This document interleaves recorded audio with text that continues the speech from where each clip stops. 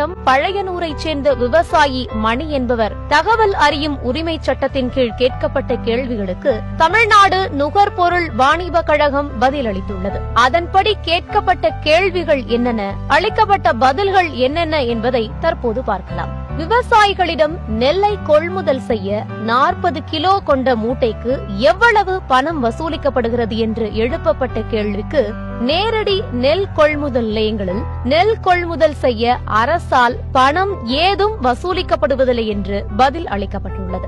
நெல் கொள்முதல் நிலையங்களில் விவசாயிகள் விற்பனை செய்யும் 40 கிலோ மூட்டை ஒன்றுக்கு தொழிலாளர்களுக்கு கூலியாக எவ்வளவு தொகை வசூலிக்க உத்தரவு பிறப்பிக்கப்பட்டுள்ளது என்ற கேள்விக்கு விவசாயிகள் எந்தவித தொகையும் செலுத்த வேண்டியதில்லை. இது தொடர்பாக எந்த உத்தரவும் பிறப்பிக்கப்படவில்லை.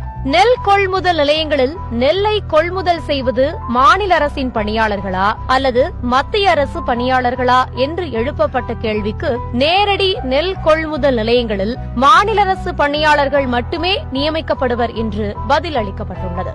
நெல் கொள்முதல் நிலையங்களில் விவசாயிகளிடம் கொள்முதல் செய்யப்படும் நெல்லை சேமிப்பு கிடங்கிற்கு ஏற்றிச் செல்லும் லாரிகளுக்கு லாரி வாடகை விவசாயிகளிடம் வசூலிக்க தமிழ்நாடு நுகர்பொருள் வாணிப கழகம் நிர்ணயித்துள்ள வாடகை எவ்வளவு என்று கேள்வி எழுப்பப்பட்டிருந்த நிலையில் கொள்முதல் செய்யப்படும் நெல்லை சேமிப்பு கிடங்கிற்கு ஏற்றிச் செல்லும் லாரிகளுக்கு வாடகை விவசாயிகளிடம் வசூலிக்கப்படுவதில்லை என்று பதில் தெரிவிக்கப்பட்டுள்ளது. விவசாயிகளின் நெல் மணிகளை விற்பனை செய்ய 40 கிலோ கொண்ட ஒரு கோணிப்பைக்கு விவசாயிகளிடம் எவ்வளவு ரூபாய் வசூலிக்க உத்தரவிடப்பட்டுள்ளது என்ற கேள்விக்கு கோணிப்பைக்கு விவசாயிகளிடம் பணம் ஏதும் வசூலிக்கப்படுவதில்லை என்று பதில் அளிக்கப்பட்டுள்ளது. மழை காலங்களில் நெல் மணிகளை உலர்த்த நெல் கொள்முதல் நிலையங்களில் உள்ள உலர் களங்களின் அளவு எவ்வளவு என்று விவசாயி எழுப்பிய கேள்விக்கு மழை காலங்களில் விவசாயிகள் நெல் மணிகளை உலர்த்த உலர் களங்கள் ஏதும் அமைக்கப்படவில்லை என்று தகவல் அறியும் உரிமை சட்டத்தின் கீழ் பதில் அளிக்கப்பட்டுள்ளது.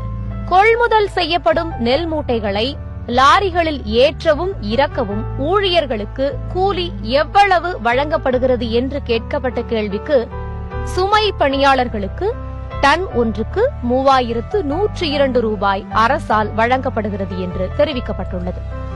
விவசாயிகள் 1 ரூபாய் கூட கொடுக்க வேண்டியதில்லை என்று அரசாங்கம் தெளிவாக சொல்லிவிட்டது.